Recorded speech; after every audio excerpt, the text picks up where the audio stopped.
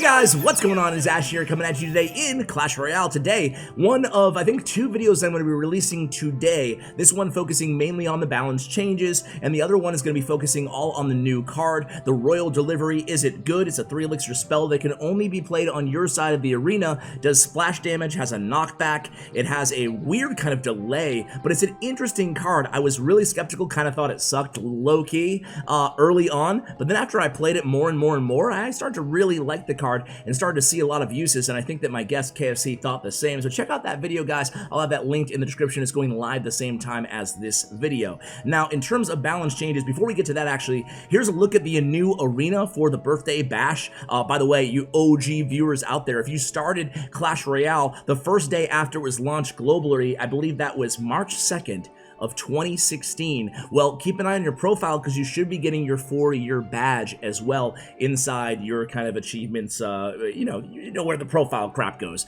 So right in there. So anyway, guys, here's the new arena. You guys can see it. There's also going to be new emotes. There's going to be a creator challenge coming to the game this season, which is super cool. I am honored to be one of the 4 creators who got to design their own challenge for the game. Now, I am going to have the CWA Elite Barbarian Rush, an Elite Barbarian Spawner Challenge. Stay tuned for more information on that. Really excited about that. I'll also be doing a live stream here on YouTube sometime this month to give away exclusive birthday emotes. We're bringing back the birthday streams. So again, subscribe, turn your bell notifications, and I'll hook up as many of you guys as I possibly can with those emotes. We gave away like 10,000 last time of the Rascal birthday emotes.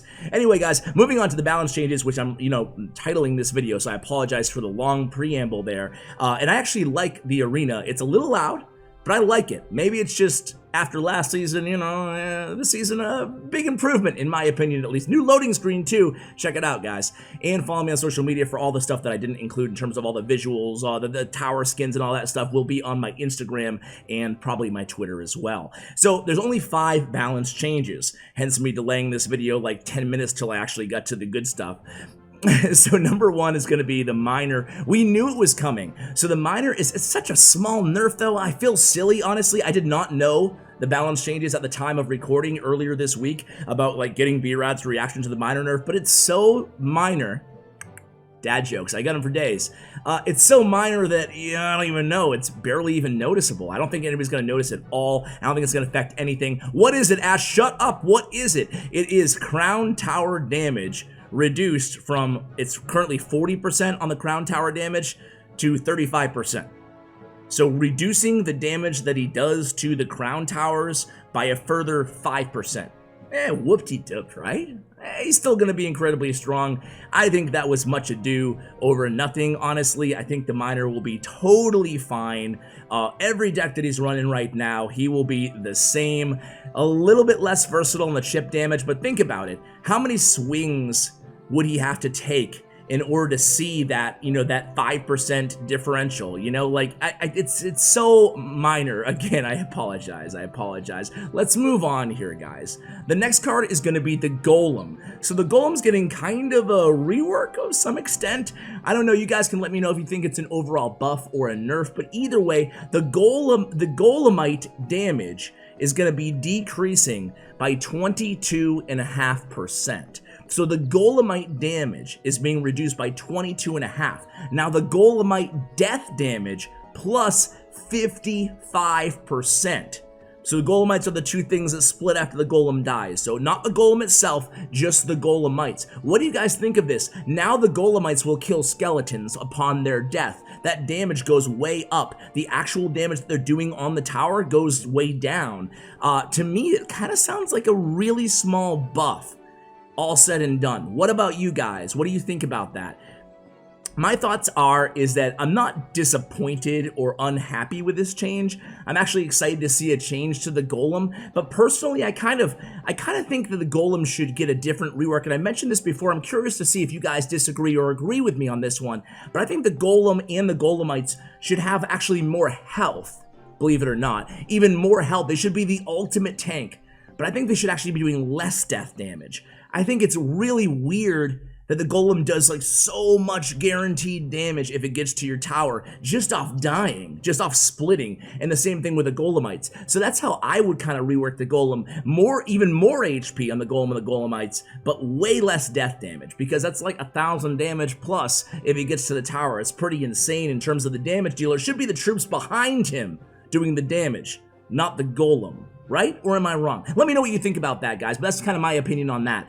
Cannon is getting a buff. This one's great, right? I mean, Cannon deserves a buff. Cannon is the worst defense in the game. Am I forgetting something? No. Even Bomb Tower is way better than Cannon, you know, and Tesla's certainly way better than Cannon. Inferno Tower isn't as good as it once was, but it's still way better than Cannon in my opinion anyway. So the Cannon 5% damage increase, I'm okay with it. I'm happy for that. Guys like Jack and Yerson are going to be pleased. 2.6 players around the world are rejoicing right now. Okay, maybe that's going too far, about a 5% change, but I think it's a good change. The Cannon Cart will also be getting a 5% damage increase. So 5% damage increase to the Cannon Cart, and then the Cannon as well, because the Cannon's already getting buffed. So the Cannon Cart, 5% across the board. I think that is welcome as well. I do not disagree with really any of these balance changes so far. The Earthquake now, the final balance change is really small. The Earthquake now affects hidden Teslas. So it affects Teslas when they're hidden, when they're below ground.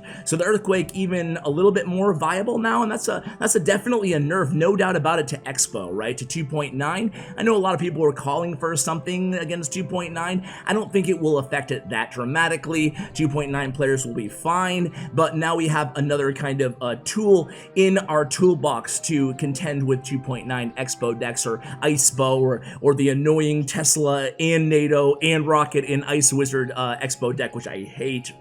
So yeah, guys, those are the entire balance changes. Now, trophy reset, you guys may or may not have heard this, and basically it's going to be reduced by 25%.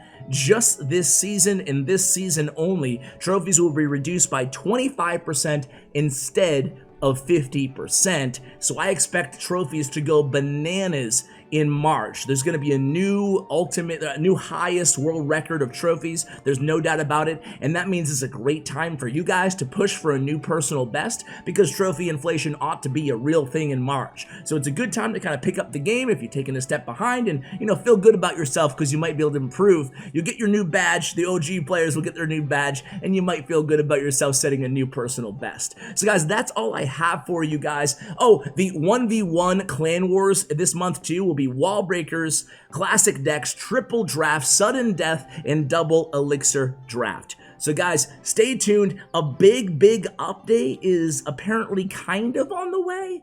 I feel like I've been saying that a lot, so I don't want to hype it up, but we are getting kind of teasers out there that there's going to be, in TV Royale especially, that there's going to be something really major planned for some time in the next few months. I'm not sure. Hopefully there'll be more information by the time this video goes live. If not, then I'm excited about it. I'm optimistic.